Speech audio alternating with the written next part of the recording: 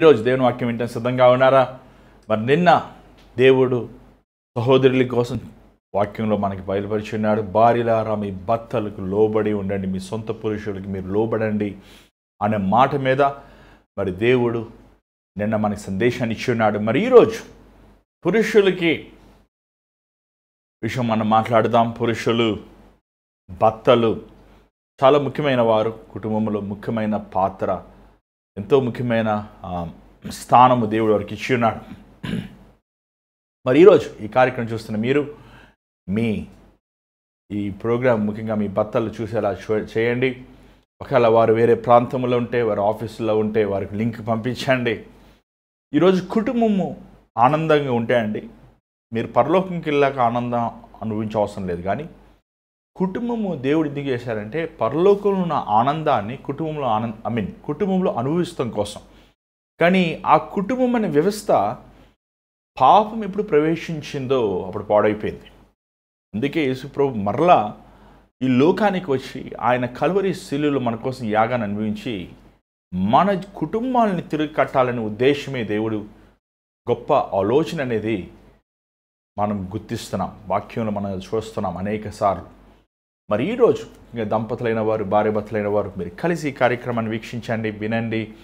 ఈ ఎంతో ముఖ్యమైన మాటలు, ఎంతో ముఖ్యమైన సందేశాలు. ఎందుకంటే దేవుని వాక్యము ఏమండి బయాస్డ్ కాదు, ఇది అన్బయాస్డ్. ఏమండి ఎవరికి అది ఒక పక్షవాతం లేనిదిగా ఉంటుంది.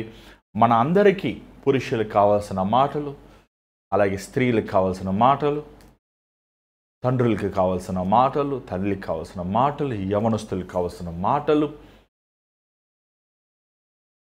భర్తలకి భార్యలకు కావాల్సిన మాటలు మన దేవుని వాక్యంలో మనం చూస్తున్నాం. కాబట్టి మనం ఈ వాక్యాన్ని ధ్యానిద్దాం. దయచేసి ఈ వాక్యంలో వెళ్ళకముందు వచ్చిన ప్రార్థన. పరిశుద్ధమైన తండ్రి, దయగల ప్రభువా, మరొకసారి ఈ కార్యక్రమంలో కృప చూపించి నీ మాటలు ధ్యానిస్తానికి ఇచ్చిన అవకాశాన్ని బట్టి వందనములు. నన్ను నీ సులువు చాట మరుగుపరచు. నీ బిడ్డలతో నీ విలువైన పొక్కిషముల కంటే విలువైన, నీ వజ్రముల కంటే విలువైన, నీ శ్రేష్టమైన ఆయా మాటలు మాకు దయచేయమని యేసు నడుచున్నాం తండ్రి, ఆమేన్.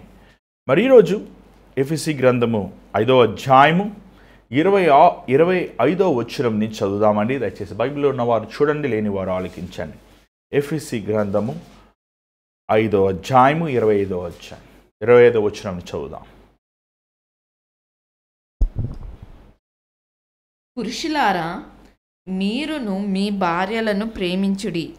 అటువలే క్రీస్తు కూడా సంఘంను ప్రేమించి అది కళంకమైనను ముడత అయినను అట్టిది మరి ఏదైనను లేక పరిశుద్ధమైనది గాను నిర్దోషమైనది గాను మహిమగల సంఘముగాను ఆయన తన ఎదుట దానిని నిలువబెట్టుకొనవలెనని వాక్యముతో ఉదక స్నానం చేత దానిని పవిత్రపరిచి పరిశుద్ధపరచుటకై దాని కొరకు తన్ను తాను అప్పగించుకొనెను.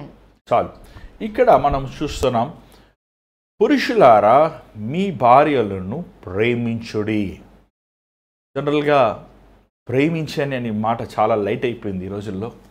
ఎందుకంటే మనం సినిమాల్లో ప్రేమలు చూస్తున్నాం, కథలలో మనం ప్రేమలు చూస్తున్నాం, లోకంలో మనం ప్రేమ చూస్తున్నాం. కానీ ఈ ప్రేమ అనే పదానికి 4 విధాలమైన ప్రేమలు ఉన్నాయండి. మనం చూసినట్లయితే గ్రీక్ భాషలో ఎరోస్ ఏమండి ఒక కామ ప్రేమ, రెండవది స్ట్రాజ్ అంటే కుటుంబస్తుల రక్త సంబంధుల మధ్య ఉన్న ప్రేమ, సహోదరులు తల్లిదండ్రుల మధ్య ఉన్న ప్రేమ, ఫిలా అనేది స్నేహితుల మధ్య లేకపోతే మనకిష్టమైన వారి మధ్య ఉన్న ప్రేమ. 4వ ప్రేమ అగాపే ప్రేమ. ఇది అగాపే ప్రేమ అనేది క్రీస్తు ప్రేమ. ఈ అగాపే ప్రేమ మన బైబిల్లో మనం చూసినట్లయితే ఇది ఏ ప్రేమతో పోల్చలేని ప్రేమ. ప్రేమ అంటే త్యాగం. నేను నా భార్యని నేను ప్రేమిస్తున్నాను అంటే నేను నా భార్య కోసము నేను త్యాగం చేస్తున్నాను. దేవుడు పురుషుణ్ణి భర్తని తన భార్యకు శిరస్సుగా చేశాడు. అలాగనే క్రీస్తుకి పురుషులు శిరసై ఉన్నారు. మనం దేవుని వాక్యంలో చూస్తున్నాం. 1 కొరింథీ 11వ అధ్యాయం మనం దాన్ని ధ్యానించాం. కానీ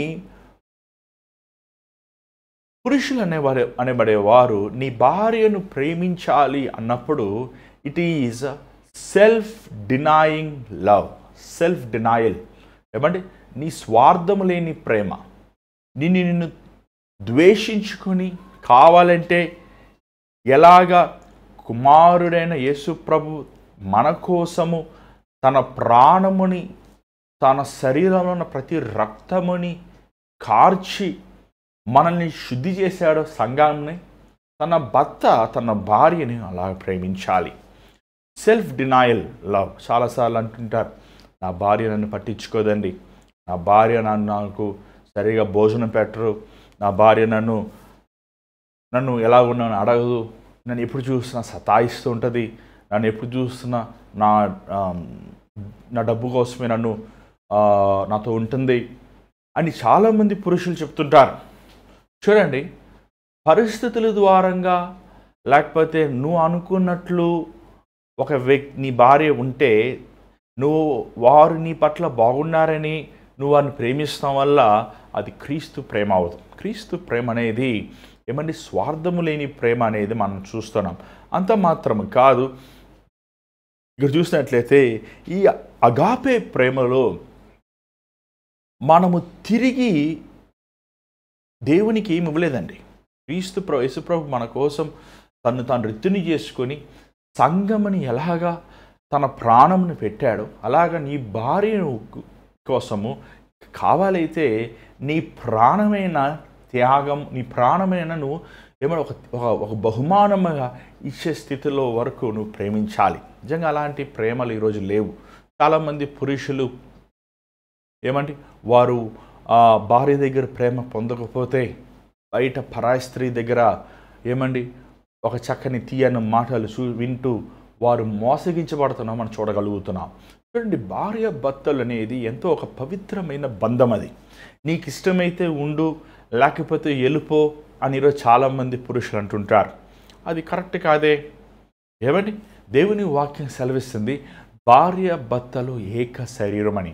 అలాగే మనం వాక్యం చూసినట్లయితే ఇంకొక మనం అదే మాటల్లో మనం చూసినట్లయితే ఏమండి అగాపే ప్రేమ అంటే ఏమండి అది మారని ప్రేమ. చాలాసార్లు పెళ్ళి అయినప్పుడు కొత్తగా ఉన్నప్పుడు వారు పురుషులు ఎంతోమంది వాళ్ళ భార్యను చాలా ప్రేమిస్తుంటారు. వారు ఏమైనా అడిగితే వెంటనే కొని చేస్తాం, వారిని ప్లీజ్ చేస్తానికి ఏమైనా ఒక ప్రేమ కనీసం నటిస్తుంటారు. కానీ అగాపే ప్రేమ అనేది నీ భార్య నీతో ఒక 30 సంవత్సరాలు 40 సంవత్సరాలు నీతో సమయం గడిపినప్పటికీ నువ్వు మొదటగా తనని ఎలా ప్రేమించావో, మొదటగా నువ్వు తనని ఎలాగా గౌరవించావో, మొదటగా నువ్వు తనని ఎలాగ నువ్వు నీ భాగస్వామిగా నువ్వు ఎంచి తన కోసం నువ్వు త్యాగం చేశావో, అలాగనే సమయం అయ్యే కొలిది అగాపే ప్రేమ మెరుగవుతుంది కానీ తరిగిపోదు. ఇక్కడ మనం చూసినట్లయితే అగాపే ప్రేమ ఏమండి ఎలాంటి అయినా ఎక్స్పెక్టేషన్స్ ఉండవండి. చాలాసార్లు ఎక్స్పెక్టేషన్స్ ఉంటున్నాయి. భర్తలు చాలాసార్లు ఎక్స్పెక్ట్ చేస్తారు, నా భార్య సంపాదించాలి, ఒక ఆయన వివాహం చేసుకున్నాడు, ఆమెకు మంచి ఉద్యోగం అని జీతం అని. సడన్గా కొన్ని కారణాల వల్ల ఈ లాక్డౌన్ వల్ల ఆ ఉద్యోగం పోయింది. పోయినప్పుడు నాకు నువ్వు వద్దు, వెళ్ళిపో, నిన్ను చూసుకోలేను, నిన్ను మేపలేను, నీ పిల్లలు నిన్ను మేపలేను అని చెప్పి వాళ్ళ అమ్మగారింటికి తరిమేశాడు.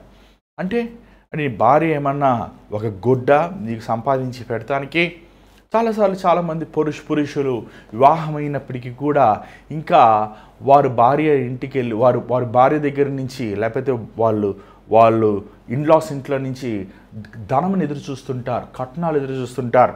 చూడండి ఎంత దరిద్రమైన ఎంత హీనమైన మన దేశంలో ఏమంటే ఒక తండ్రి తన కూతుర్ని కష్టపడి చదివించి వివాహం చేసి అన్ని ఇచ్చి పంపించాక కూడా ఇంకా ఈ సరిపోలేదు అని చెప్పి డబ్బుల కోసము ఒక మూర్ఖుల్లాగా ప్రవర్తిస్తున్నారు. చూసారా? అలాంటి వారిని దేవుడు ఖచ్చితంగా తీర్పు తీరుస్తాడు. చూడండి, ఈరోజు భార్యల్ని వేధిస్తున్నారు. దేని నిమిత్తము? డబ్బుల కోసం వేధిస్తున్నారు. ఎంత భయంకరమైనది, ఎంత భయంకరం.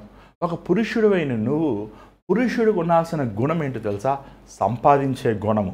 పురుషుడికి ఉన్న గుణం ఏంటో తెలుసా? కష్టపడి పనిచేసే గుణము. పురుషుడికి ఉన్న గుణం ఏదో తెలుసా అండి? తను ఎవరి మీద ఆధారపడకుండా ఉండే గుణము. తన భార్య తన బిడ్డల్ని పోషించగలను, నా భార్య సంపాదన మీద నాకు అవసరం లేదు, తన సంపాదన నాకు అవద్దు, తను తను క్షేమంగా ఉంటే చాలు, నేను సంపాదించాలి, నేను నా కుటుంబాన్ని పోషించాలి అనే ఒక పట్టుదల స్థితి ఉన్నది మగవాడు ఏమంటే సూచన చెప్పచ్చు, లేదా పురుషుడు సూచన అని చెప్పచ్చు. ఈరోజు భార్య సంపాదించుకుంటుంటే ఇంట్లో కూర్చుని తింటూ టీవీలు చూస్తాం, సినిమాలకు వెళ్తాం, పక్కింటి వాళ్ళ అమ్మాయిలతో ఏమంటే సెల్ ఫోన్లు అభ్యాసముగా ఎగతాళిగా మాట్లాడుకుంటాం. ఏమంటే తనేమో కష్టపడి పొద్దుట వంట వండి మరలా తిరిగి వచ్చి ఇంట్లో పనులు చేస్తుంటే ఎంతమంది భర్తలు ఈరోజు తాగుబోతులు అవుతాం, తిరుగుబోతులు అవుతాం. ఎంత భయంకరమైన చెడ్డ మాదిరి అలాంటి వారు తన బిడ్డలకి, తన భాగస్వామికండి. దేవుడు భర్తని శిరస్సుగా చేశాడు, ఎ హెడ్. ఒక శిరస్సు అనేవాడు, ఒక నాయకుడు అనేవాడు తన కింద ఉన్న వారికి ఒక మాదిరికరంగా ఉండాలి. భర్త అయిన వాడు చేతులెత్తి ప్రార్థన చేసేవాడిగా ఉండాలి. చాలామంది పురుషులు ప్రార్థన చేయరు ఈరోజు. చాలామంది పురుషులు మందిరానికి వెళ్ళరు. చాలామంది పురుషులు ఏమండి దేవుని సన్నిధిలో నిలబడి వారి పాపములు ఒప్పుకోరు. ఎంత దుర్మార్గమైన కార్యాలు జీవిస్తున్నారు. నువ్వు నీ కుటుంబానికి కాదు ఒక మాదిరికరంగా ఉండేది, నువ్వు ఒక పాప జీవితము నీ బిడ్డలకి, వారి తరానికి నువ్వు ఒక దుష్టుడిగా నువ్వు ఉన్నావు అనేది జ్ఞాపకం చేసుకో. ఏమండి ఒక భర్త తాగుబోతే అయితే, ఒక భర్త వ్యభిచారి అయితే, ఒక భర్త చెడు వ్యసనాలు బానిసై ఉంటే ఏమండి తనకు పుట్టిన బిడ్డలు ఏం చేస్తారండి? అలాగనే చేస్తారు. ఈరోజు మేము వాక్యం చెప్తున్నామంటే దానికి కారణం ఏంటనుకుంటున్నారు? మా నాన్నగారు మాకు ఎప్పుడు వాక్యం చెప్పమని చెప్పలేదు, కానీ వాక్యం చెప్పండి లేకపోతే సేవ చెయ్యండి అనలేదు, కానీ ఆయన మాకు జీవించి చూపించాడు. మాకు కష్టపడి పని చేస్తాము, కష్టపడి పని చేయరా అని ఎప్పుడు మాకు చెప్పలేదు. కష్టపడి పని చేస్తాము మాకు చూపించాడు. ఒక బిడ్డలకి, తన భార్యకి ఒక మాదిరికరంగా ఉండాల్సిన వాడు పురుషుడు. ఈరోజు ఎంతమంది పురుషులండి ఏమండి 20 సంవత్సరాలు వచ్చి 30 సంవత్సరాలు పెళ్లి చేసుకున్నాక ఏమండి మీ వాహనం మీరు కొనుక్కోలేరా? ఏమండి మీ పెళ్ళి మీరు చేసుకోలేరా? మీ మంచం మీరు కొనుక్కోలేరా? ఎంత ఇస్తారు కట్నం? మీరు ఏమండి కట్నం కావాలా నీకు? కట్నాలు కానుకలు తీసుకొని ఈరోజు పెళ్ళిళ్ళు చేసుకుంటున్నారు చాలామంది పురుషులు. ఏమయ్యా సిగ్గులేదా నీకు? ఎంత విచారంగా చెప్తున్నాను, ఎందుకంటే ఈరోజు ఎంతోమంది సహోదరులు ఫోన్ చేస్తున్నారు, అన్నా మా నాన్న కట్నం ఇవ్వలేకపోయాడు, నన్ను వద్దనేసాడు, ఇప్పుడు 2 పిల్లలు పుట్టారు, నాకు వద్దంటున్నారు. దేశంలో ఇన్ని చట్టాలు ఉన్నప్పటికీ ఏమండి ఈరోజు ఆ చట్టములు వెంబడించలేకపోతున్నారు. ఇంకా వివాహమైనప్పటికీ కూడా చాలామంది పురుషులు వాళ్ళ తల్లిదండ్రులని దేవుడిగా ఆరాధిస్తారు. నాన్న అమ్మ, నాన్న అమ్మ. చూడండి బైబిల్లో ఉందండి. ఆదికాండం 22వ అధ్యాయము 2వ అధ్యాయంలో మన చివరి వచ్చిన చూస్తున్నాం, తన తండ్రిని తన తల్లిని విడిచి తన భార్యను హత్తుకోవాలి. మా నాన్నగారు ఒక సేవకుడైనప్పటికీ మమ్మల్ని ఎప్పుడూ ఏమండి నేను చెప్పేది నువ్వు వినరా, నేను చెప్పేది నువ్వు చెయ్యి అని మా తల్లిదండ్రులు ఎప్పుడు చెప్పలేదు. నువ్వు కుటుంబస్తులు అయ్యావు, నువ్వు నీ భార్యతో కలిసి ప్రార్థన చేసుకుని నువ్వు తీర్మానం చేసుకో. ఏమండి మమ్మల్ని అలాగ ఎంకరేజ్ చేసి ఒక ఇండివిజువల్ ఇచ్చారు. ఈరోజు చాలామంది తల్లిదండ్రులు ఆ కుమారుల్ని, ముఖ్యంగా ఆ కుటుంబంలో కోడలికి కుమారుడికి పొలలు పెడతాం, వారిని ఏమండి వేరు చేయాలని ప్రయత్నిస్తాం, వారిలో ఉన్న ఆ అన్యోన్యమును ఉండనివ్వకుండా, వారికి ఉండాల్సిన ఏకత్వం ఉండనివ్వకుండా ప్రతి దానికి తీర్మానం చేస్తుంటారు. అది చాలా తప్పండి. వారు పెద్దవారు అయ్యారు, వారికి ఒక వ్యక్తిత్వం దేవుడిచ్చాడు, వారు కుటుంబం ఇచ్చారు. Let them take the decisions. ఒక తండ్రిగా ఒక తల్లిగా నీకు ఏదైనా చెప్తే నువ్వు గౌరవిస్తాం మాత్రమే, కానీ ప్రతి దానికి నువ్వు సలహా ఇస్తానికి భార్య భర్తల మధ్య దేవుడు ఏ ఒక్కడికి అధికారం ఇవ్వలేదండి. చెప్పాలంటే సేవకులు కూడా అధికారం లేదు. భార్య భర్తలు అనేబడేవారు వారి ఏక శరీరము. ఈరోజు చాలామంది పురుషులు వారు తల్లిని ప్రేమిస్తారు కానీ వారు భార్యలను ప్రేమించలేరు. చాలామంది అంటుంటారు, ఏమండి ఒక ఆయన అన్నారు, ఒక తల్లి నువ్వు నిజంగా ప్రేమిస్తే నీ భార్యను కూడా నువ్వు అలాగనే ప్రేమిస్తావు. ఈరోజు చాలామంది పురుషులు కుటుంబంలో తల్లి దగ్గర ఉన్న ప్రేమను ఎదురు చూస్తుంటారు. చూడండి, తల్లి కడుపులో నుంచి నువ్వు వచ్చినావు, నీ భార్య కడుపులో నుంచి నువ్వు రాలేదు. నీ భార్య నీ భాగస్వామి, నిన్ను వెంబడించాలి, లేకపోతే నీ గైడెన్స్లోకి, నీ ప్రొటెక్షన్లోకి, నీ నడిపింపులోకి వచ్చింది. అలాంటప్పుడు నీ భార్యని ఎంత జాగ్రత్తగా నువ్వు చూసుకోవాలి. పేతురు రాసిన గ్రంథం రాయబడి ఉంది, నీ భార్య బలహీనమైన ఘట్టమైన ఎరిగి జ్ఞానముతో ప్రవర్తించు. జ్ఞానం స్త్రీలకు మాత్రం కాదు, పురుషులకు కూడా కావాలి. కొన్నిసార్లు చాలామంది పురుషులు కొన్ని రహస్యాలు వారి భార్య చెప్తుంటారు. అమ్మ ఎవరికి చెప్పొద్దంటారు. ఏమంటే అది 2 రోజుల్లో ఊరంతాకి వెళ్ళిపోతుంది. నీకు తెలుసు ఏంటి నీ భార్య బలహీనత ఉందని. బలహీనత ఉన్నప్పుడు ఆ బలహీనత నువ్వేం చేయాలి? సరైన విధానంగా వాడాలి. యేసుప్రభు పునరుద్ధానుడు అయ్యాక ఏం చేశాడు? ఎవరికి చెప్పాడు? మొదటగా ఆయన తిరిగి లేచాడని మగ్దలేని మరియే చెప్పాడు, స్త్రీకి చెప్పాడు. ఎందుకంటే ఏమండి స్త్రీ అయితే ఆ రహస్య అది కూడా చెప్తాడు. నువ్వు సహోదరులకి ఏమంటే పేతురికి మాత్రమే చెప్పాను, కానీ తను ఊరంతా వెళ్ళి చెప్పుకుంటూ వెళ్తుంది. ఏమంటే కానీ ఆ బలహీనతని మెరుగ్గా జ్ఞానముగా నీ భార్యను నువ్వు బలపరుస్తూ వెళ్ళాలే కానీ నీ భార్యలో ఉన్న బలహీనతలు నువ్వు ఎత్తి చూపించి దాని ఊరంతా చాటి నవ్వులు పాలు చేస్తాం వల్ల ఏమాత్రం ఆ కుటుంబం కట్టబడదు. ఇక్కడ దేవుడు సెలవిస్తున్నాడు, సంఘముని ఎలాగా ఆయన శుద్ధి చేశాడో, ఏమంటే నీటిని వాక్యము ద్వారంగా ఎలాగ శుద్ధి చేశాడో చూడండి. నీ భార్యలో ఉన్న బలహీనతలు, నీ భార్యలో ఉన్న లోపములు, నీ భార్యలో ఉన్న అవిధేయతలు కడగబడాలంటే అది కేవలము దేవుని వాక్యము ద్వారంగా అవుతుంది. దేవుని వాక్యము నీటికి సాదృశ్యమైనది. దేవుని వాక్యము జీవం కలిగినది.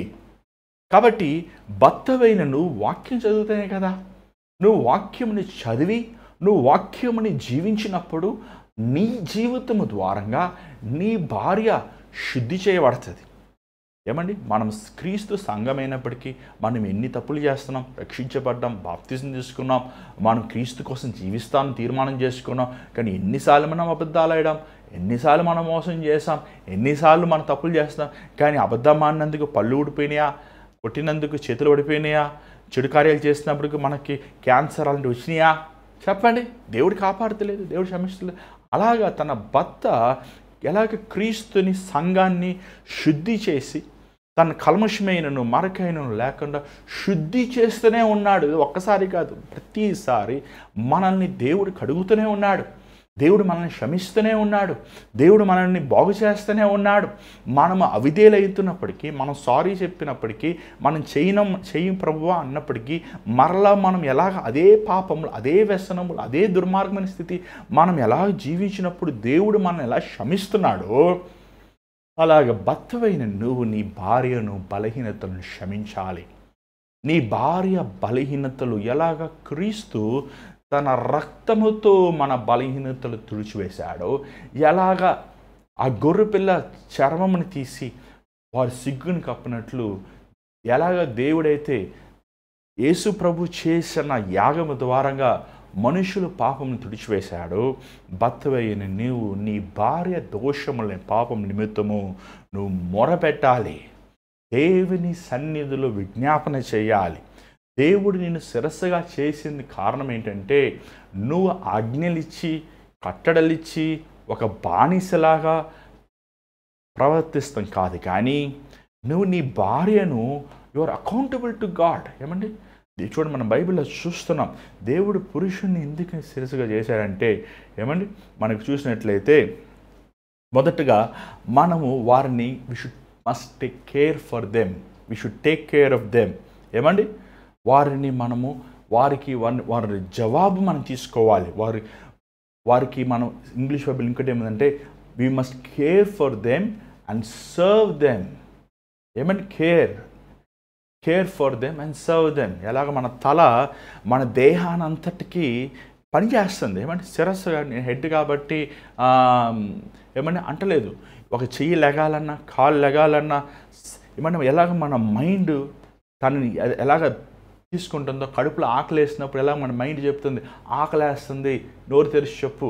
అలాగా శిరస్సు అయిన నువ్వు నీ భార్య అవసరతలు తీర్చాల్సిన బాధ్యత నీ మీద ఉంది.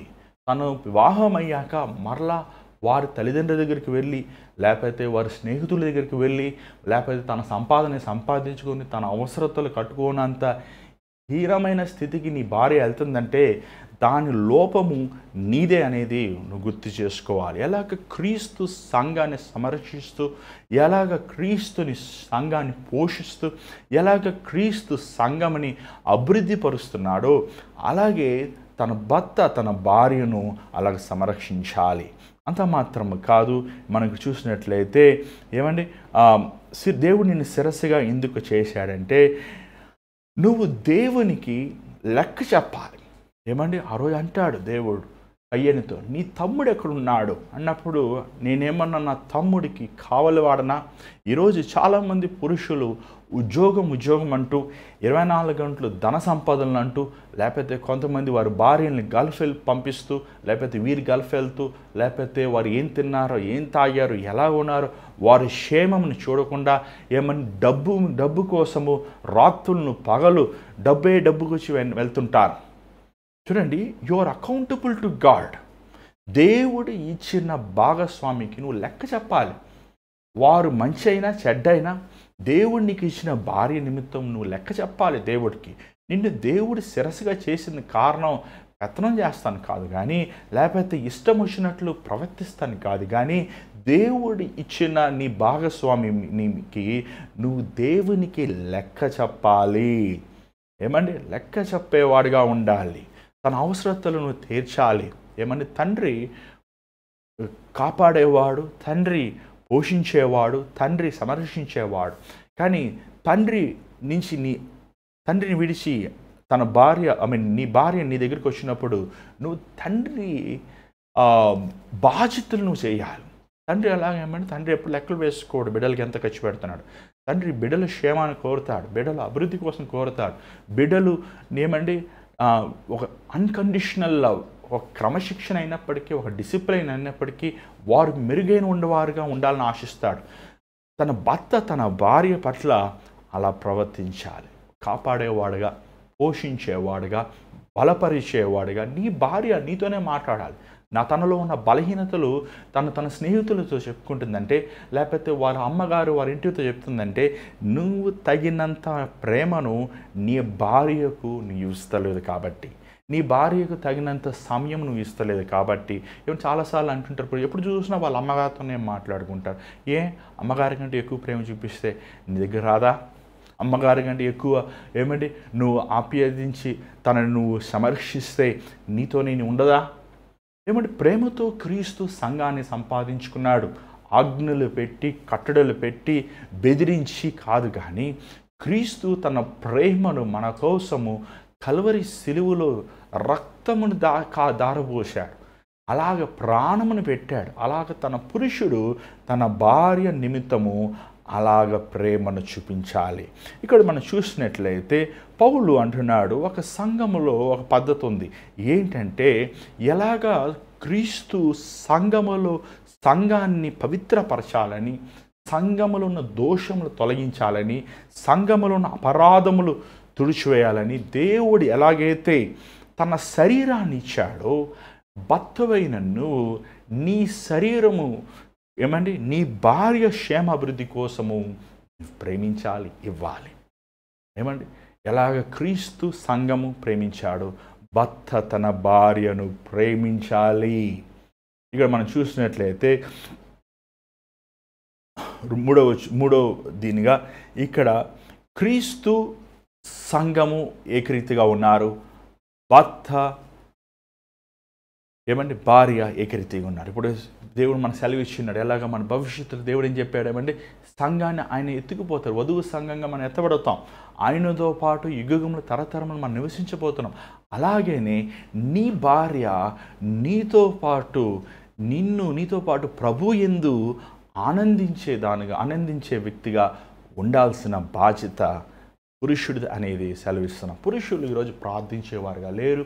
పురుషులు దేవుని వాక్యం చదివేవారుగా లేరు. పురుషులు ఈరోజు లోకరీతిగా ఉన్నప్పుడు వారు తన భార్యను తప్పైన విధంగా నడిపిస్తున్నారు, వారు బిడ్డల్ని తప్పైన విధంగా నడిపిస్తున్నారు. ఇక్కడ మనం చూసినట్లయితే దయచేసి మీరు వాక్య భాగంలో చూడండి. ఇక్కడ 28వ వచనం దయచేసి చదవండి. 5వ అధ్యాయం ఎఫెసీ గ్రంథం 28వ వచనం చదవండి దయచేసి. అటువలనే పురుషులు కూడా తమ సొంత శరీరం వలె తమ భార్యలను ప్రేమింపబద్దులై ఉన్నారు. ఇక్కడ చూసినట్లయితే మొదటగా అగాపే ప్రేమను మనం చూస్తున్నాం. అగాపే ప్రేమ, కానీ అదే సమయంలో అగాపే పాపం కూడా ఉందండోయ్. అగాపే ప్రేమ ఉంది, అగాపే పాపం ఉంది. చూడండి, అగాపే పాపం అంటే ఏంటో చూడండి. మొదటి యోహాను 2వ అధ్యాయము, మొదటి యోహాను 2వ అధ్యాయం 15వ వచనం.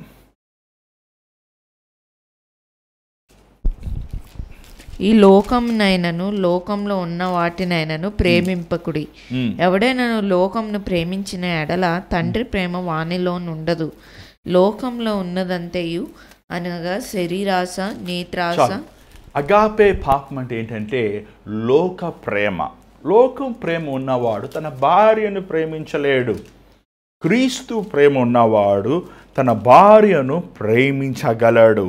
ఏమండి? అలాగే మనం చూస్తున్నాం యోహాను సువార్త 3వ అధ్యాయం 19వ వచనం. అగాపే పాపం అంటే ఏంటో చూడండి ఒకసారి.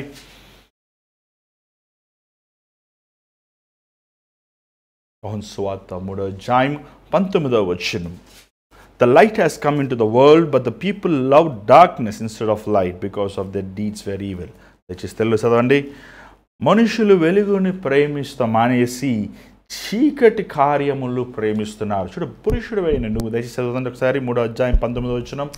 వెలుగు లోకంలోనికి వచ్చెను గాని తమ క్రియలు చెడ్డవైనందున మనుషులు వెలుగును ప్రేమింపక చీకటినే ప్రేమించి. చూడండి, నేను పురుషుడివైన నువ్వు అగాపే ప్రేమ, క్రీస్తు ప్రేమ లేకపోతే అగాపే పాపం ఉందన్నమాట. అగాపే పాపం ఏమి ప్రేమిస్తుంది? చీకటిని ప్రేమిస్తుంది. అగాపే పాపము లోకముని ప్రేమిస్తుంది. ఇక్కడ ఈ లోకముని ప్రేమించేది, చీకటిని ప్రేమించే పురుషులు వారి కుటుంబాలు కట్టుకోలేరు. చూడు, నువ్వు ఒకటి క్రీస్తు ప్రేమ, అగాపే ప్రేమ అని ఉండాలి నీలో, లేకపోతే అగాపే పాపం అని ఉండాలి. అగాపే అంటే ఏమండి? అన్కండిషనల్ లవ్, లేకపోతే అన్కండిషనల్ సిన్. ఇక్కడ మనం చూసినట్లయితే 28వ వచనం మనం చూసినట్లయితే, భర్తలారా మీ భార్యలను మీ సొంత శరీరం వల్లే మీరు ప్రేమించండి. ఏమండి? ఇక్కడ చూసినట్లయితే భార్యల్ని నీ సొంత శరీరం వల్లే ప్రేమించండి. చూడండి, మీకు దెబ్బ తగిలింది, ఈ చెయ్యి ఇరిగింది. ఇరిగిపోయాక ఏం చేశారు? ఎందుకులే అట్లా ఈ చెయ్యి ఇరిగిపోయిన ఈ చెయ్యి ఉంది కదా అని ఈ చేతితో నువ్వు పని చేసుకుంటున్నావు. అలాంటి వాడిని ఏమనాలి? బుద్ధిహీనుడు అనాలి. ఎందుకంటే భార్య భర్తలు ఏక శరీరం. నీ భార్యలో ఏదన్నా మనస్తాపములు వస్తే, నీ నీకు నీ భార్య మధ్యన ఏమైనా అర్థం కాని చిన్న గొడవలు సమస్యలు వస్తే, ఆ విరిగిపోయినప్పుడు మనం ఏం చేస్తాం? ఆ డాక్టర్ దగ్గరికి వెళ్ళి ఆ మందులు వేసుకొని దానికి ట్రీట్మెంట్ తీసుకుని. అలాగా నీ కుటుంబంలో నీకు నీ భార్యకి వ్యత్యాసాలు వచ్చినప్పుడు, నీకు నీ భార్యకి మనస్తాపాలు వచ్చినప్పుడు, నువ్వు దేవుని సన్నిధికి వెళ్ళి దేవుని సన్నిధిలో కన్నీరు కార్చేవాడుగా ఉండాలి. దేవుని సన్నిధిలో విజ్ఞాపన చేసేవాడుగా ఉండాలి. అంత మాత్రమే కాదు, ఇక్కడ మనం చూసినట్లయితే ఏమండి? భార్య భర్తలు ఏక శరీరము. ఎలాగ నీవు దెబ్బ తగిలినప్పుడు నీ శరీరంని ఎంత జాగ్రత్తగా నువ్వు చూసుకుంటావు. ఆకలి వేసినప్పుడు చక్కగా ఆనందం తింటావు, చక్కగా 3 పూటలు స్నానం చేస్తావు, మంచి వస్త్రాలు వేసుకుంటావు. నీ పక్కవాడు బాగున్నా లేకపోయినా నీ ఆరోగ్యం బాగుందో లేదో నువ్వు చూసుకుంటావు. ఎలాగ నువ్వు కేర్ తీసుకుంటున్నావో అలాగనే నీ భాగస్వామ్య, నీ భార్య గురించి నువ్వు పట్టించుకోవాలనేది దేవుని వాక్యం సెలవిస్తుంది. ఎందుకంటే పౌలు అంటున్నాడు, ఏమండి? నువ్వు నీ భార్యను విడిచి బతకలేవు. నీ భార్యని విడిచి నువ్వు బతికినప్పుడు ఆ జీవితము ఎండిన ఎడారుల వల్ల అయిపోతుంది. వివాహం చేసుకున్నాక నువ్వు ఏక శరీరము, ఏక దేహం అనేది మీరు జ్ఞాపకం చేసుకోండి అని మనకు పౌలు చెప్తున్నాడు. అంత మాత్రం కాదు, ఈరోజు మనం చూసినట్లయితే ప్రస్తుత లోకములో చాలామంది పురుషులు ఒక రొమాంటిక్ ఐడియాస్ తీసుకొస్తుంటారు. వెకేషన్కి వెళ్దామా, ఒక మంచి క్యాండిల్ లైట్ డిన్నర్ తిందామా, నా భార్యకి బట్టలు కొనిద్దామా, నా భార్య నగలు కొనిద్దామా, ఇవన్నీ కొంతసేపే, కొంతవరకే. చూడండి, ఒక వివాహ జీవితం కట్టబడాలంటే, వివాహ జీవితంలో నిరంతరమైన సమాధానం ఉండాలంటే ఆ వివాహ జీవితంలో కావాల్సిన 2 అండి. ఒకటి అర్థం చేసుకునే మనసు, రెండోది నీ భార్య గురించి ఆలోచించాలి. 2 విషయాలు మనం చేయాలి. పురుషులైన వారు మొదటగా నీ భార్యని గురించి నువ్వు ఆలోచించాలి. తన అవసరతలు అడక్క ముందే నువ్వు దాని విషయము ఆలోచించేవాడిగా ఉండాలి. నువ్వు ఆహారం తింటున్నప్పుడు నా భార్య ఆహారం తినిందా? నేను వస్త్రాలు కొనుక్కున్నప్పుడు నా భార్య వస్త్రాలు ఉన్నాయా? నేను క్షేమంగా, నువ్వు సుఖం అనుభవిస్తున్నప్పుడు నా భార్య ఆరోగ్యంగా సుఖంగా ఉందా అనే ఆలోచన ప్రతి పురుషుడికి, ప్రతి భర్తకి ఉండాలి. రెండవది అర్థం చేసుకునేవారుగా మనం ఉండాలి. చాలాసార్లు సహోదరులు చాలాసార్లు ఏమండి మీ భార్యలు కొన్నిసార్లు మనం అనుకుంటుంటారు, చాలామంది చెప్తుంటారు, నాకు అర్థం కాలేదన్నా ఎందుకు గొడవ పెట్టిందని, నాకు అర్థం కాలేదన్నా సడన్గా వంట వండుతున్నప్పుడు గరిటె పడేసింది, ఇంట్లో రవస్ చేసి వెళ్ళిపోయిందన్నాను, అర్థం కాలేదన్నా, నాకు అర్థం కాలేదన్నాను. అయ్యా అలా కాదయ్యా, 4 రోజుల ముందు ఏం జరిగిందో చెప్పు అని అడిగాను. 4 రోజుల ముందు గొడవ అయిందన్నా, ఆ గొడవ అయినప్పుడు నేను సారీ చెప్పలేదన్నా. చూసా, 4 రోజుల ముందు నువ్వు గొడవ పెట్టుకున్నావు, నువ్వేమనుకున్నావు 4 రోజుల తర్వాత ఆ సమస్య తీరిపోద్దని, కానీ 4 రోజుల్లో అది నిప్పంటుకుంది. చూసారా, అర్థం చేసుకునే వారికి ఉండాలి. చాలాసార్లు దేవుడు పురుషులకి కూడా గ్రహించుకునే కృప కావాలి అని అడగాలి. దేవుడు ఇస్తాడు ఆ కృప. ఏమండి భార్యతో ఎలా చాలామంది పురుషులు ఏమండి ఒక ఎక్లితనముగా, లేకపోతే ఒక చులకనగా, లేకపోతే ఒక ఏమండి హీనముగా వారి భార్యలతో మాట్లాడుతుంటారు. ప్రియమైన దేవుని బిడ్డలారా, దేవుడు వారిని సున్నితముగా చేశారు, వారిని వెరీ సెన్సిటివ్గా చేశారు. చాలాసార్లు కత్తిపోటు లాంటి మాటలు మాట్లాడి వారిని హానిపరుస్తుంటారు. ఆ మాటలు నువ్వు మర్చిపోతావేమో కానీ వారు గుర్తు చేసుకుంటుంటారు. అందుకే చాలాసార్లు ఏమండి వారికి హృదయం గాయపడినప్పుడు నువ్వు అర్థం చేసుకుని వారి దగ్గరికి వెళ్ళి క్షమాపణ అడగాలనేది మనం జ్ఞాపకం చేసుకోవాలి. యేసు ప్రభు ఏం చేశాడు? ఎంత గొప్ప దేవుడైనా, ఎంత మహాత్ముడైనా, కానీ ఆ రోజు ఏం చేశాడైనా శిష్యులు పాదములు కడిగాడు, శిష్యులు పాదములు పరిశుద్ధపరిచాడు. ఒకవేళ నీలో దోషం ఉన్నప్పుడు, ఒకవేళ నీలో ఒక మనస్తాపాలు ఉన్నప్పుడు, లేకపోతే నీ కుటుంబంలో సమాధానం లేనప్పుడు నీ భార్య దగ్గరికి వెళ్ళి నిన్ను క్షమించు, ఇలాగ జరిగింది, నా తప్పైపోయింది, లేకపోతే నిన్ను తగ్గించుకుంటాం వల్ల దాంట్లో నష్టమేముంది? నీ సొంత శరీరమే కదా, నీ భాగస్వామ్యే కదా. ఏమండి ఇక్కడ మనం చూసినట్లయితే నీ శరీరం వల్లే నువ్వు ప్రేమించు అని ఈ మాటలు మనం చూస్తున్నాం. చాలాసార్లు చాలామంది పురుషులు వారు కోపములో ఉన్నప్పుడు వారి ఉద్రేకములు అధీనంలో ఉంచుకోలేని వారుగా ఉంటారు. చూడండి, ఖచ్చితంగా ఏ మనుషుడు పరిపూర్ణుడు కాదు. ప్రతి ఒక్కరు తప్పులు చేస్తారు. ప్రతి ఒక్కరు పురుషులు తప్పులు చేస్తారు, స్త్రీలు తప్పులు చేస్తారు. ఒకరికి ఒక్కొక్క బలహీనతలు ఉంటాయి. నేను ప్రసంగం చేసినప్పుడు చాలామంది సహోదరులు అన్నారు, ఏమంటే భర్తలు కొట్టచ్చా అని. భర్తలు కొట్టకూడదండి, కానీ కొట్టకుండా నేను ఆపలేను. ఏమండి భర్త కొట్టకూడదని చట్టమే ఉంది, కానీ కొట్టకుండా ఉంటున్నారా చెప్పండి? అబద్ధాలు ఆడకూడదని చట్టం ఉంది, అబద్ధాలు ఆడుతున్నారు. మళ్ళీ మేమేంటి అక్కడ గ్రంథం మీద, కోర్టు మీద గ్రంథం పెట్టి చెయ్యి పెట్టి చెప్తారు నేను చెప్పేదని సత్యమని. నోరు తెరిస్తే అబద్ధాలు ఆడతారు. ఏమండి అబద్ధాలు ఆడకూడదు, కొట్టకూడదు, కానీ మనుషుడు పాపం పాడైపోయింది కాబట్టి, మనుషుడు హృదయం పాడైపోయింది కాబట్టి వాడు పాపం చేసేవాడిగానే ఉన్నాడు. సో అలాంటి సమయంలో ఏమండి తప్పు జరిగినాక, తప్పుని జరిగాక ఆ తప్పుని ఎలాగ మనం సరిచేసుకుందామా అని ఉండకుండా ఆ తప్పుని మనం ఒప్పుకోవాలి. ఏమండి ఎవరు గొప్ప, ఎవరు కరెక్ట్ కాదు, కానీ ఎవరు ఏమండి మొదటగా వెళ్ళి క్షమాపణ అడుగుతారో వారే గొప్ప అని నేను ఎప్పుడు చెప్తుంటాను. భార్యాభర్తల మధ్య ఖచ్చితంగా వ్యత్యాసాలు ఉంటాయి, ఖచ్చితంగా విభేదాలు ఉంటాయి, ఖచ్చితంగా అర్థం కాని పరిస్థితులు ఉంటాయి, కానీ ఆ సమస్యలన్నింటికి వెరుగుడు యేసు అక్కడే. నువ్వు తగ్గించుకుని నీ భార్య దగ్గర నువ్వు క్షమాపణ అడిగినప్పుడు ఆ కుటుంబం ఖచ్చితంగా కట్టబడుతుంది. ఏమండి కానీ ఈరోజు చాలామంది వివాహం చేసుకోవాల్సి వచ్చినప్పుడు చాలామంది సహోదరులు, అందుకేనండి చూడండి, మీరు వివాహం చేసుకున్నప్పుడు కులము చూసి, ఆస్తిని చూసి, చదువును చూసి, లేకపోతే దేవుని ఎరగని వారిని వివాహం చేసుకున్నాక ఏమంటే కొట్టచ్చా అంటే అన్యులు దేవుని ఎరగని వారు కొడతారు, దేవుని ఎరగని వారు ఇష్టం వచ్చినట్టు ప్రవర్తిస్తారు, దేవుని ఎరగని వారు ఇష్టానుసారంగా జీవిస్తారు. మీరు తప్పు చేసి మరలా వివాహం విషయంలో దేవుని చిత్తం ఎరగకుండా వివాహం చేసుకుని ఆ వివాహం రవస చేసుకొని మళ్ళీ దేవుని మీద నిందేస్తాం వల్ల ఏం ప్రయోజనం? కానీ మీరు కూడా పశ్చాత్తాపడాలి. మీరు పశ్చాత్తాపడి ఓర్పు సహనముతో దేవుని ఎరగని వారు కాబట్టి పౌలు అంటాడు, నీ విశ్వాసం నిమిత్తం వారు పరిశుద్ధపరచబడతారని నువ్వు దేవుని సన్నిధిలో ఉపవాసం ఉండి పోరాడాలి. ఏమండి అందుకే దేవుని అంటున్న అన్య జనులతో విజ్జోడుగా ఉండవద్దు, దుష్టుడు ఆలోచన చెప్పిన నడవక, పాపుల మార్గం నిలవక, అపహాసులు కూర్చున్న చోట కూర్చోక.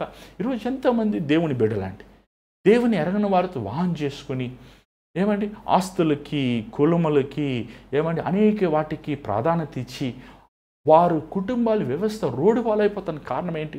మీ చేతులారా మీరు చేసుకునే దానికి మళ్ళీ దేవుని దూషిస్తాం ఏంటి? అవును, లోకస్తులు కొడతారు, లోకస్తులు అపాసిస్తారు, లోకస్తులు పోలీస్ స్టేషన్కి వెళ్తారు, కోర్టులకి వెళ్తారు, ఏమంటే చట్ట న్యాయం కోసం లోకంలో చూస్తుంటారు. కానీ దేవుని ఎరిగిన బిడ్డలు, దేవుని ఎరిగిన వారు దేవుని దగ్గర మోకరించి దేవుని పాదముల దగ్గర పరిష్కారం ఎదురు చూస్తారు. ఇక్కడ మనం చూసినట్లయితే ఏమండి, నీ భార్యను నీ సొంత శరీరం వల్లే ప్రేమించు. చూడండి, ఇక్కడ ప్రభు ఒక ముఖ్యమైన ఒక మాట చెప్తున్నాడు. ఏక మనస్సు, వన్నెస్ ఏమంటాం తెలుగులో? ఏక మనస్సు, ద ప్రిన్సిపల్ ఆఫ్ వన్నెస్. ఏక మనస్సు అనేది చాలా ఇంపార్టెంట్. సంఘముకి, క్రీస్తుకి ఏక మనసు ఉండాలి. ఏమండి, అలాగే భార్యకు భర్తకు ఏక మనసు ఉండాలి. ఏమండి, అలాగే మనము ఈరోజు దేవుడు చూస్తున్నాడు, దేవుని శరీరం మనం చూస్తున్నాం. ఏమండి, అనేక భాగంలో ఉన్నప్పటికీ వారు ఒకే క్రీస్తు శరీరం అంటున్నాం. అలాగా భార్య భర్తలు అనేబడేవారు వారిద్దరూ ఏక మనసు ఉండాలి, ఏక హృదయం ఉండాలి. ఈరోజు ఆస్తుల దగ్గర ఏక మనసు ఉండాలి. ఏమండి, వారు చేసే తీర్మానాల్లో ఏక మనసు ఉండాలి. బిడ్డలు పెంచే విషయంలో ఏక మనసు ఉండాలి. వారు నడిచే మార్గములో, దేవుని వైపు జీవించే జీవితంలో ఏక మనసు ఉండాలి. చాలాసార్లు కొంతమంది స్త్రీలు కొన్నిసార్లు ప్రార్థించేవారుగా ఉండరు. వారు కొంతమంది లోకస్తులుగా ఉంటారు, కొంతమంది వారు దేవునికి విరోధంగా మాట్లాడుతుంటారు, కొంతమంది కొన్నిసార్లు వారు బలహీనంగా ఉంటారు, అపవాదాన్ని శోధించబడుతుంటారు. అలాంటి సమయంలో పురుషుడివైన నువ్వు నీ భార్యను విడిచిపెట్టకూడదు, కానీ నీ భార్యను ఆ సమయంలో వారి కోసము నువ్వు ఉపవాసం ఉండి ప్రార్థన చేయాలి. చాలామంది సహోదరులకి వివాహం జరగదండి. వివాహం జరుగుతుంది. వివాహం జరిగినాక వాళ్ళకి పిల్లలు పుట్టరు. వాళ్ళకి పిల్లలు పుట్టినప్పుడు ఆ పురుషులు ఏమంటారో తెలుసా? నేను నీకు విడాకులు ఇచ్చేసి ఇంకొక ఆమెను చేసుకుంటాను. ఎంత భయంకరంగా మాట్లాడతారు. ఏమంటే, నిన్ను నమ్ముకుని తన కుటుంబాన్ని, సమస్తాన్ని విడిచి నీతో వచ్చి కాపురం చేస్తున్నప్పుడు ఒకవేళ పిల్లలు పుట్టకపోతే తన దోషమా? తన చేతులు ఏదన్నా ఉందా? అదేమన్నా కొట్టుకెళ్ళి లేకపోతే సరుకులు కొన్నంత సులభమా? ఏమండి, బైబిల్లో మనం చూస్తున్నాం, రెబెక్కా గొడ్రాలుగా ఉన్నప్పుడు ఇసాకు వెళ్ళి దేవుని సన్నిధిలో ప్రార్థించెను, చేతులెత్తి ప్రార్థించెను. ఏమండి, రెబెక్కా గొడ్రాలుగా ఉన్నప్పుడు ఇసాకు ప్రార్థించినప్పుడు దేవుడు ఇసాకు ప్రార్థనలు విని రెబెక్కా గర్భమును తెరిచినుంది. అందుకేనండి ఈరోజు ప్రియమైన దేవుని బిడ్డలారా, ముఖ్యంగా సహోదరులారా, వివాహం చేసుకునే వారులారా, మీరు మనుషుడు ఆస్తిని, మనుషుడు చదువుని, పురుషులు ఆస్తిని, చదువుని, పురుషుల బయట రూపంలో అందాన్ని చూసి చేసుకోవద్దు. మీరు ఒక వ్యక్తిని చూసుకున్నప్పుడు ఆ వ్యక్తి దైవికంగా దైవ భయం ఉందా? ఆ వ్యక్తి గౌరవించగలమా మనము? ఆ వ్యక్తి దేవుని వాక్యానుసారంగా ఉన్నాడనేది మనం గమనించి ప్రార్థనాపూర్వకంగా అలాంటి వారిని వివాహం చేసుకోవాలి. ఎందుకంటే చేసుకున్నాక నీ భర్తకు, నీ శిరస్సుకు నువ్వు లోబడాలి. నీ శిరస్సు చెప్పే మార్గం నడవాలి. కానీ ఆ శిరస్సు దేవుని భయం కలిగిన వాడైతే, ఆ శిరస్సు దేవుని వాక్యం చదివిన వాడైతే, ఆ శిరస్సు దేవుని పాదములు పట్టుకొని కన్నీరు కార్చేవాడైతే ఆ కుటుంబం ఎంతో గొప్పగా ఆశీర్వదించబడుతుంది. ఇక్కడ మనం చూసినట్లయితే దేవుడు సంఘముని గురించి చెప్తున్నాడు. ఇంకా నువ్వు చూసినట్లు కొంచెం ముందుకు వెళ్దాం, మనకి సమయం లేదు. 32వ వచనం చదవండి. 32వ వచనం చదవండి దయచేసి. అయితే నేను క్రీస్తును గూర్చి సంఘమును గూర్చి చెప్పుచున్నాను, మెట్టుకు మీలో ప్రతి పురుషుడును తన వలె తన భార్యను ప్రేమింపవలెను, భార్య అయితే తన భర్త యందు భయము కలిగి ఉండనట్లు చూచుకొనవలెను. ఇక్కడ ఏమంటున్నాడంటే పౌలు, భర్త అంటే ఏంటంటే నువ్వు నీ భార్య ఒకటి అనేది ఎప్పుడు నీ మనసులో ఉంచుకోవాలి. నువ్వు నీ అమ్మ లేకపోతే నాన్న లేకపోతే తమ్ముడు అక్క చెల్లి కాదు, నువ్వు నీ భార్య ఒకటి. You are united in Christ. క్రీస్తు ద్వారంగా మీరు జతపరచబడివారు, మీరు ఒకటి అని గుర్తు చేసుకో. భార్యలారా, బైబిల్ ఏం సెలవిస్తుందంటే నీ భర్త శిరస్సు నువ్వు ఆయనకి లోబడాలి, ఆ లోబడే ద్వారంగా నువ్వు ఏకపరచబడ్డావు అనేది గుర్తు చేసుకో అని పౌలు ఎఫెసీ సంఘాన్ని చెప్తున్నాడు. చూడండి, ఒక భార్య భర్తలు ఏక మనసు ఉంటే, ఒక భార్య భర్తల మధ్య వారు కలిసి ప్రార్థన చేస్తే ఆశ్చర్యమైన కార్యం జరుగుతుంది. బైబిల్లో ప్రభు అంటాడు, ఎక్కడ ఇద్దరు ముగ్గురు, ఆ ఇద్దరు నువ్వు నీ భార్య, ముగ్గురు నీ పిల్లోడు, ముగ్గురు కలిసి మీరు ప్రార్థన చేయండి, మీరిద్దరూ కలిసి ప్రార్థన చేయండి, శూర కార్యాలు చూస్తారు. అది ఎలాంటి పోరాటాలమైనప్పటికీ, ఎలాంటి ఇక్కట్లైనప్పటికీ భార్య భర్తల మధ్య ఏక మనసు ఉన్నప్పుడండి పర్వతం లాంటి సమస్యలను కూడా తొలగించగలిగిన వారు. ఈరోజు భార్యాభర్తలు ఈ వ్యభిచార లోకములో, ఈ పాప లోకములో, ఒక పవిత్రత లేని ఈ దుర్మార్గమైన ఈ లోకములో భార్యాభర్తలు ఎడబాటి ఉండకూడదు. దేవుని వాక్యం స్పష్టంగా తెలియజేస్తుంది. ఏం తెలియజేస్తుందంటే ప్రార్థన నిమిత్తము తప్ప భార్య కానీ భర్త కానీ ఎడబాటు రాకూడదండి. ఎంత భయంకరం ఈరోజు వివాహమైనప్పటికీ పరాయి స్త్రీతో, పరాయి పురుషుడితో అక్రమైన సంబంధాలు పెట్టుకొని, అరే ఏంటి కొంచెం కూడా ఇంగిత జ్ఞానం లేదు. మన వార్తల్లో చూస్తున్న వివాహమైన ఆమెని ఏమండి మానభంగం చేస్తాం. ఎంత భయంకరమది. వివాహమైంది, తనకి వివాహమైంది ఏమండి. మన దేశంలో మంగళసూత్రం వేసుకుంటారు ఏమండి.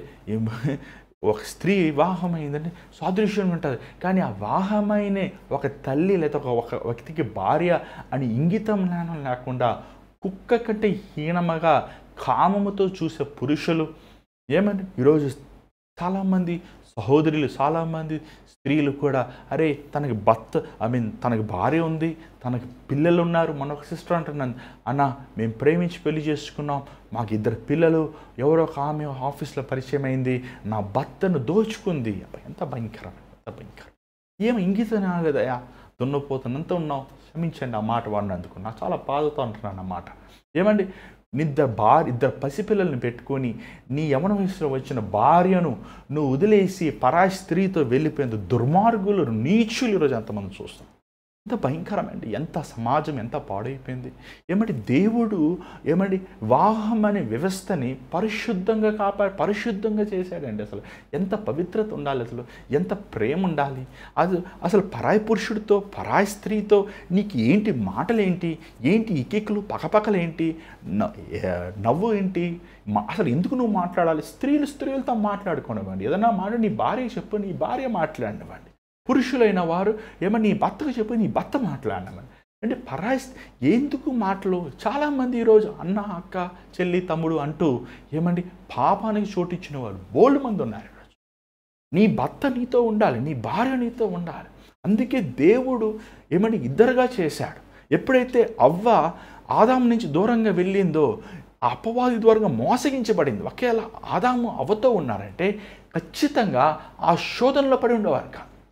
ఈరోజు ఎంతోమంది పురుషులు దయచేసి ఎంతో బాధతో చెప్తున్నానండి, మీ కుటుంబాన్ని మీరు పాడు చేసుకుంటున్నారు, మీ బిడ్డల జీవితాన్ని పాడు చేస్తున్నారు, సంఘముని, సమాజాన్ని, ఈ లోకంలో పుట్టబోయే బిడ్డలను మీరు పాడు చేస్తున్నారు.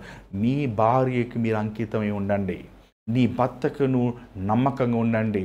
ఏమండి ఒకసారే పెళ్ళి. మనం జంతువులం కాదు, మనం కుక్కలం కాదు, మనం పందులం కాదు. ఒక్కసారే పెళ్ళి, ఒకే పురుషుడు, ఒకే స్త్రీ. విడాకులు ఇచ్చుకుంటే ఏమంటే ఇదో 10 రోజులు వెళ్ళేసి విడిపోతానికి ఇదే ఒక హనీమూన్ టైం కాదు ఇది, లేకపోతే ఇది ఒక ఏమండి వేషతనం కాదు ఇది కుటుంబం. ఇది జీవిత కాలం అంతా ఉండేది, బ్రతుకంతా ఉండేది. నీ భార్య బలహీనమైనప్పటికీ నువ్వు నీ భార్యని సమర్శించాలి, పోషించాలి. నువ్వు తనతో సుఖములో, కష్టములో, అవమానములో, నిందలో తనతో నువ్వు ఉండాలి. ఏమండి దేవుడు భార్య భర్తల సంబంధాన్ని క్రీస్తుకి, సంఘానికి ఉన్న సంబంధముతో పోల్చాడండి. అంటే ఎంత పవిత్రతతో, ఎంత ప్రేమతో, ఎంత అనురాగాలతో ఆ పవిత్రమైన బంధము దేవుడు చేశాడు. ఏమంటే ఈరోజు దేవుడు మన దగ్గర నుంచి ఆశించేది ముఖ్యంగా వివాహమైన పురుషులు, వివాహమైన స్త్రీలు, నీ భాగస్వామికి నువ్వు నమ్మకంగా ఉంటూ నువ్వు వారితో కలిసి ఏక మనస్సుతో ఉంటామండి. దయచేసి 3వ వ్యక్తుల్ని, మీ ఇద్దరి మధ్య వ్యత్యాసాలు ఉన్నప్పుడు దయచేసి అది రవస చేయొద్దండి. అది దయచేసి 3వ వ్యక్తి, ఆ 3వ వ్యక్తి నీ తల్లిదండ్రులు అవనివ్వండి, నీ రక్త సంబంధాలు అవనివ్వండి, నీ 3వ వ్యక్తికి నీ భర్త బలహీనతలు లేకపోతే నీ భార్య బలహీనతలు నువ్వు చెప్పినప్పుడు అది నిన్ను నువ్వు హానిపరుచుకున్నట్టు అయిపోతుంది. దయచేసి అలాంటి వారు యేసయ్య దగ్గర చెప్పండి. యేసు ప్రభు పరమతండ్రి అయిన ఆయన మనుషుల హృదయములున్న కాఠిన్యాన్ని మార్చగలిగిన వాడు, భ్రష్టత్వమును తీయగలిగిన వాడు, పరిశుద్ధపరచగలిగిన వాడు. కాబట్టి యేసయ్య సన్నిధిలో మీరు మోకరించి ఆ కుటుంబంలో ఉన్న ఆ వ్యత్యాసాలు దేవుని సన్నిధిలో ఉపవాసం ఉండి మీరు ప్రార్థన చేస్తే విరిగిపోయేలాంటి కుటుంబాలు తిరిగి కట్టబడతాయి. ఈరోజు దేవుడి జీవితం మార్చగలిగిన వాడు, నీ భాగస్వామితో మాట్లాడగలిగిన వాడు. ఆయన మాట్లాడినప్పుడు బండలైన కదులుతాయి. ఏమండి, ఈరోజు పురుషులైన వారు ఒక మాదిరికరంగా జీవించండి. నీకు గర్భాన బిడ్డలు పుడతారు. నువ్వు ఈరోజు ఒక తండ్రిగా లేకపోతే ఒక భర్తగా నీ భార్యను నువ్వు ఎలా ప్రేమిస్తావో రేపు నీ బిడ్డలు వాళ్ళ భాగస్వామిని అలాగే ప్రేమిస్తారు. You are setting an example. నువ్వు ఇలా కొట్టాలరా, నువ్వు ఇలా తిట్టాలి, నువ్వు ఇలాగ అరవాలి, ఇలాగా విమర్శించాలి అని నువ్వు వారికి డెమాన్స్ట్రేట్ చేస్తున్నావు అన్నమాట. అందుకే జాగ్రత్తగా నీ ప్రవర్తన. ఏమండి, వచ్చే సమాజంలో ఎదగబోయే బిడ్డలు వారు డాక్టర్లు అవుతారో, ఇంజనీర్ అవుతారో అది కాదు, ముఖ్యం కాదు. కానీ వారు సమాజంలో ఒక విలువైన వారుగా, ఒక దేవునికి నమ్మకమైన ఒక కుటుంబముతో పాటు యెహోషువ వలె నడిపించే గొప్ప నాయకులు అవ్వాలంటే తండ్రివైన నువ్వు, భర్తవైన నీవు మంచి ఒక మాదిరిగా జీవించాలి. ఆ మాదిరి కాలం ఎక్కడ దొరుకుతుంది? నువ్వు రక్షించబడాలి, నువ్వు మారు మనసు పొంది ఉండాలి, నువ్వు దేవుని వాక్యంను చదవాలి, నువ్వు దేవుని సన్నిధిలో మోకరించి దేవుని వెతకాలి. ఇది ఆషామాష కాదు, ఇది తమాషా కాదు. దేవుడు నిన్ను శిరస్సుగా చేసిన కారణం ఎందుకంటే నిన్ను ఒక నడిపించేవాడుగా, నువ్వు క్రీస్తుని వెంబడిస్తూ నువ్వు క్రీస్తుని వెంబడిస్తున్నప్పుడు నీ భార్య, నీ బిడ్డలు నిన్ను వెంబడించేవారుగా దేవుడు చేయాలని ఆశిస్తున్నాడు. ఈరోజు పురుషులైన మీరు ఉపవాసం ఉంటున్న అభ్యాసం చేసుకోండి, తగ్గించుకున్న అభ్యాసం చేసుకోండి, సహిస్తాం అభ్యాసం చేసుకోండి, ఓర్చుకుంటాం అభ్యాసం చేసుకోండి. నీ భార్యతో నువ్వు గొడవ పెట్టుకొని సాధించేది ఏమీ లేదు. నీ శరీరాన్ని నువ్వు కొట్టుకుంటే నీకే నొప్పి, నీకే బాధ, నీకే అవమానం, నీకే మరణం. అలాగనే నీ భార్యను నువ్వు అవమానపరుస్తూ, నీ భార్యను నిందిస్తూ, నీ భార్యకు విరోధంగా నువ్వు చేసే కార్యాలు నీ సొంత శరీరాన్ని హాని చేసుకున్నట్లే అనేది మనం దేవుని వాక్యంలో చూస్తున్నాం. ఈరోజు కుటుంబం అనే వ్యవస్థ పాడైపోయింది. ఈ కుటుంబం అనే వ్యవస్థ బాగుపడాలంటే యేసు ప్రభు ఒక్కడే చేయగలిగిన వాడు. ఏమండి, ఈరోజు భార్య భర్తలైన వారు మీరు కలిసి ప్రార్థన చేయండి, కలిసి దేవుని పాదాలు వెతకండి. ఈరోజు ఈ సెల్ ఫోన్లు వచ్చాక దయచేసి ఒక రూల్ చెప్తాను, వినండి. నేను ఒకసారి ఒక పెద్ద కోటీశ్వరుడు అండి, ఆయన ఒక లాయర్, ఆయన క్షమించండి, ఆయన లాయర్, ఆయన ఒక పెద్ద సుప్రీంకోర్టు పెద్ద లాయర్. ఆయనతో మాట్లాడాల్సి వచ్చింది, తెలిసిన వారి నెంబర్ ఇచ్చారు. ఆయనకి నేను 6:30కి ఫోన్ చేశాను, ఫోన్ స్విచ్ ఆఫ్ అని వచ్చింది. ఏమండి సార్ స్విచ్ ఆఫ్ అని మెసేజ్ పెట్టాను, ఏమంటే I try to call you, me phone switch off వచ్చింది. నెక్స్ట్ రోజు ఫోన్ చేశాడు, ఫోన్ చేసి బాబు బాగున్నానండి, ఇలా జరిగింది, అవును బాబు నువ్వు కాల్ చేశాను ఎత్తలేకపోయాను అని చెప్పి, నీకు ఒక మాట చెప్పచ్చా బాబు అని. చెప్పండి. 6 గంటల తర్వాత నా ఫోన్ స్విచ్ ఆఫ్ చేసేస్తాను బాబు, నేను 6 గంటలకి ఇంటికి వెళ్తాను, మరలా నేను నెక్స్ట్ రోజు 10 గంటల వరకు నేను ఏ ఫోన్ కాదు, నా పర్సనల్ కానీ ఏమంటే ఆఫీస్ ఫోన్ ఏముండదు, నా సమయం అంతా నా భార్యతో గడుపుతాను. బాబు నా వయసు అంతా నీకు తెలుసా అన్నాడు. తెలియదు అన్నాడు. నా వయసు 65 సంవత్సరాలు బాబు. ఏమండి నిజంగా ఆ మాటలు నేను ఎప్పుడు మర్చిపోలేను. ఒక ఎగ్జాంపుల్ అయినా. ఏమండి వారి పిల్లలు పెద్దవారయ్యారు, పెళ్ళిళ్ళు అయిపోయినాయి, అన్నీ అయినాయి. కానీ తన భార్య ఇంటికి వెళ్ళాక తనకి ఇవ్వబడిన సమయాన్ని తన భార్యకి ఇస్తున్నారు. ఈరోజు ఎంతమంది పురుషులు చూడండి ఏం చేస్తున్నారు, సెల్ ఫోన్ రాత్రంతా సెల్ ఫోన్ గడుగుతూ ఉంటారు, ఆఫీస్ వాళ్ళతో మాట్లాడుకుంటుంటారు, నెట్లో బ్రౌజ్ చేసుకుంటుంటారు, భార్యని చూసి మాట్లాడరు, భార్యతో ఏమండి పట్టించుకోరు, భార్య బాగుందని అడగరు. అందుకే ఆటోమేటిక్గా ఏం చేస్తుంది చూడండి, ఏమండి ఆ కుటుంబంలో సమాధానం ఉండదు, ఆ కుటుంబంలో ఆనందం ఉండదు, ఆ కుటుంబంలో గొడవలు, కొట్లాట్లు. ప్రియమైన దేవుని బిడ్డలారా, దేవుడు ఇచ్చిన నీ భాగస్వామిని గౌరవించు. సమయం రాదయ్యా, మరలా నీతో తరుణం రాదు. ఒక సేవకుడిగా కొన్ని 100 సమాధులకు వెళ్ళానండి, సమాధి కార్యక్రమాలకు వెళ్ళాను, సమాధులు చేశాను. నేను ఒక్కటే చెప్తాను వినండి, ఆ వ్యక్తి చచ్చిపోయాక ఏమండి చాలా మరణములను చూసింది. ఆ భార్య ఒక్కతే ఏడుస్తుందండి, ఇంకెవ్వరు పిల్లలు కూడా కొంచెంసేపు నాన్న అని ఏడ్చి వెళ్ళిపోతారు ఏమండి. కానీ ఆమె కూర్చుని అక్కడ ఏడుస్తూ ఉంటుంది. నేను చూసినప్పుడు నాకు అర్థం, ఇంత గొప్ప ప్రేమ అనుకుంటుంటాను. ఏమంటే నువ్వు మరణిస్తే నీ భార్య ఏడుస్తుంటుంది. చాలాసార్లు సహోదరులు కూడా వారి భార్య చనిపోయినప్పుడు అలాగే వారు వివాహం చేసుకోకుండా, అసలు కొంతమంది గడ్డం కూడా గీసుకోకుండా అలాగ వారి జీవితం అంతా ఒక దిగులుతో అలాగ వారు ఇదైపోతుంది. ఎంతోమందిని చూశానండి. ఏమంటే దేవుడు ఇచ్చిన ఎంతో విలువైన బంధం అండి. ఈ లోకములోని భార్య భర్తల మధ్య ఉన్న ప్రేమ నాకు తెలిసి వేరే ఏ ప్రేమలతో మనం పోల్చలేము. ఆబ్వియస్లీ అగాపే ప్రేమ, క్రీస్తు ప్రేమను దాంట్లో భార్యాభర్తల మధ్య ఆయన మిళితం చేసి ఉంచాడు. కాబట్టి నీ భాగస్వామిని ప్రేమించండి.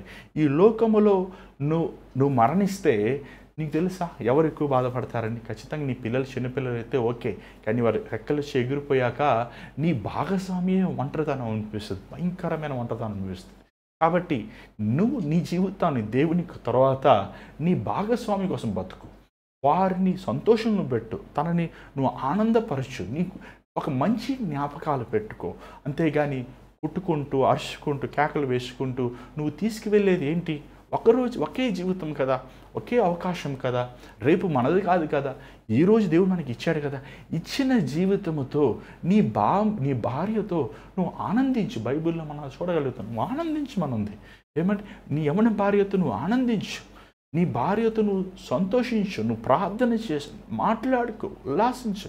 ఒక వ్యత్యాసాలు ఉంటే ఖచ్చితంగా ఆ వ్యత్యాసాలు దేవుడి వాక్యం సెలవిస్తుంది, కోపపడండి కానీ పాపము చేయొద్దు. ఏమంటే సూర్యుడు అస్తమించే లోపల ఒకవేళ తన నిన్ను క్షమాపణ అడగకపోతే నువ్వు వెళ్ళి తన క్షమాపణ. కాబట్టి నీ కుటుంబంలో నీ భార్య ఆనందంగా ఉన్నప్పుడు నీకు పుట్టే బిడ్డలు ఆరోగ్యంగా ఉంటారు, వారు దీవించబడతారు. ఆటోమేటిక్గా నీ జీవితంలో ఏమండి ఫలితము, ఆశీర్వాదం చూస్తామండి. ఈరోజు ఎంతోమంది వివాహం వద్దా అంటున్నారు, పెళ్లి చేసుకోము, ఎలాగ ఉంటాం, ఇలాంటి దిక్కుమాలిన జీవితం బతుకుతూ ఉంటాం. అలాంటి వారిని చూసినప్పుడు నాకు ఏం చేయాలో అర్థం కాదు. ఏమంటే ఒక ఆయన తెలుసు, ఆయనకి ఇంచుమించు ఒక 20 కోట్లు ఆస్తి ఉంటుంది, పెద్ద అధికారి, ఏమంటే మంచి లాభం, డబ్బు. కానీ ఒక పిల్లలు లేదు, ఒక ఆస్తి ఏమంటే భార్య లేదు. ఏం చేసుకుంటాడు అవన్నీ? ఏమంటే పొద్దున లేదు సాయంకాలం వరకు ఆఫీస్ ఆఫీస్ ఆఫీస్ అంటాడు, అదంటాడు, ఇదంటాడు, అదంటాడు, తిరుగుతూనే ఏముంటాడు. ఏమంటే ఏం చేసుకుంటావయ్యా? నువ్వు చచ్చిపోయాక అవన్నీ ఎవరికి దిక్కుమాలిన వాళ్ళకి అవి పలిపోతాయని. ముఖ్యమైన దేవుడి జీవితంలో ఇచ్చింది ఏంటంటే భార్య లేకుండా పిల్లలు పుడతారండి. ఏమంటే భార్య లేకుండా పిల్లలు పుట్టిన వాళ్ళని ఏమంటారు తెలుసా? ఏమంటే ఇల్లీగల్ చిల్డ్రన్ అంటారు. ఏమంటే వివాహం చేసుకుని దాని తర్వాత బిడ్డలు కనాల్సి అనేది దేవుని చిత్తం, అది దేవుని ఉద్దేశం. అది దేవుడు ఒక నియమం పెట్టాడు, ఒక పద్ధతి ఉంది. ఇష్టానుసారంగా మనం చేయకూడదు, అలాగా జంతువులలా మనం ప్రవర్తించకూడదు అలాగా. అందుకే పురుషులైన వారు మొదటగా మీరు రక్షించబడండి, రెండవదిగా మీరు క్రీస్తు మనసు కలిగి ఉండండి, మూడవదిగా దేవుని వాక్యముతో నింపబడి ఉండండి, నాలుగవదిగా మీరు పవిత్రతలో, యథార్థతలో మీరు నడుస్తూ మీ భాగస్వామికి, మీ కుటుంబంలో ఉన్న నీ బిడ్డలకి ఒక సవాలుకరంగా, మాదిరికరంగా, ప్రేమ కలిగిన జీవితం జీవించి చూపించండి. ఉచితమైతే మళ్ళీ ఇంకా వచ్చే సిరీసెస్లో, ఇంకా అవర్ ఆఫ్ ప్రేయర్ సిరీసెస్లో దేవుని కుటుంబ విషయాలు ఇంకా అనేక మనం మాట్లాడుకుందాం. మరి పిల్లల విషయం మనం మాట్లాడదాం, పిల్లలు ఎలాగ ప్రవర్తించాలి, తండ్రి ఎలా ప్రవర్తించాలి అని అనేక విషయాలు మనం దేవుని వాక్యం నుంచి వచ్చే రోజుల్లో ఇంకోను మనం అనేక గ్రంథాలు మనం ఉత్తరములు చూస్తున్నప్పుడు పౌలు అన్ని కుటుంబంలో ఉన్న అన్ని సమస్యలను చాలా చక్కగా డీల్ చేశాడు. సో అవన్నీ కూడా మనం ధ్యానించబోతున్నాం. స్థలంలో ఉంచండి, ప్రార్థిద్దాం. పరిశుద్ధమైన తండ్రి దయగల ప్రభా, అయా నీ వాక్యంలోనూ సెలవిచ్చినట్లు భార్య బలహీనమైన ఘటమైన ఎరిగి జ్ఞానముతో ప్రవర్తించమంటున్నాం. ఈరోజు మా కుటుంబాలకు సమాధానం లేదయ్యా, మా కుటుంబంలోనైనా పురుషులకి నైనా అయ్యా ప్రార్థన జీవితం లేదయ్యా, కన్నీటి ప్రార్థన లేదయ్యా, అయ్యా దైవ భయము లేదయ్యా, తిండిపోతులు వలె, నిద్రపోతులు వలె కామముతో నిండి ఉన్నవారుగా, లోక పాపములు ఆకర్షించబడేవారుగా, లోకాన్ని ప్రేమించేవారుగా ఉన్నారయ్యా. ప్రభా, మళ్ళీ అగాపే పాపాన్ని తీసివేసి అగాపే ప్రేమను మాకు దయచేయనైనా. క్రీస్తు ప్రేమతో ఎలాగా నువ్వు సంఘముని ప్రేమించావో, సంఘముని కలకమైనను అయ్యా ముడతైన లేక నువ్వు నీ రక్తముతో శుద్ధి చేశావు, అలాగా అయ్యా బత్తలమైన మేము అయ్యా మా భార్యలు నీ వాక్యముతో శుద్ధి చేసేవారంగా, మేము వాక్యముని జీవించి నీ ప్రేమను చాటేవారంగా, సహనముతో, ఓర్పుతో అయ్యా వారినైనా నీ వైపు మళ్లించుకునే శక్తిని, బలమును మాకు దయచేయి. అవునునైనా ఈ పాప మురికి లోకములో ఎక్కడ చూసిన జారత్వము, ఎక్కడ చూసిన కామత్వం, ఎక్కడ చూసిన వ్యభిచారము, ఎక్కడ చూసిన అయ్యా పాపముతో నిండి ఉన్న ఈ మురికి లోకములో అయ్యా నువ్వు మాకు ఇచ్చిన అయ్యా భాగస్వామిని మేము జాగ్రత్తగా అయ్యా నడిపించుకుంటానికి, మాకు పుట్టిన బిడ్డలని నైనా నీవు దైవ భయములో పెంచుతానికి, ఈ నోవా లాంటి దినముల్లో ఉన్న పాప దినముల్లో నైనా మేము మా కుటుంబంలో ఉన్న ప్రతి ఒక్కరు నైనా పవిత్రముగా నీ కోసం జీవిస్తానికి సహాయం చేయ ప్రభా. అయితే మరలా రేపు కలుసుకుంటాం, కృప దయచేయమని యేసు నామములో అడుగుచున్నాం తండ్రి, ఆమేన్. మరి ఈరోజు దేవుడు మీతో మాట్లాడండి, మనకు తెలియపరచండి. మీ ప్రార్థన అవసరాలు మనకు తెలియపరచండి. పురుషులైన వారు మీకోసం మేము ప్రార్థన చేస్తాం, ఇష్టపడుతున్నాం. మీకు ఇంకొన్న రక్షణ, మారు మనసు, ఇంకా దేవుని సహాయం మీకు కావాలంటే, జ్ఞానం మీకు కావాలంటే దయచేసి మీ పేరు, ఏ ఊరు నుంచి మీరు కార్యక్రమం చూస్తున్నారో దయచేసి స్క్రీన్ని మీరు వాట్సాప్ చేయండి. అంత మాత్రం కాదు, ఈ భారమైన ఈ పరిచయలో మీరు కూడా పాలు పొందండి. మరి స్క్రీన్ మీద కనబడుతున్న Google pay, PhonePe account numbers మీకు కనబడుతున్నాయి. మరి మీ దేవుడు మీరు ప్రేరేపించుకోగలది మీ విరాళముని మీ గుప్పులు ఇప్పి ఈ పరిచయాన్ని ఆదుకోండి. మరి దేవుని చేతమైతే మరలా రేపు కలుసుకుందాం.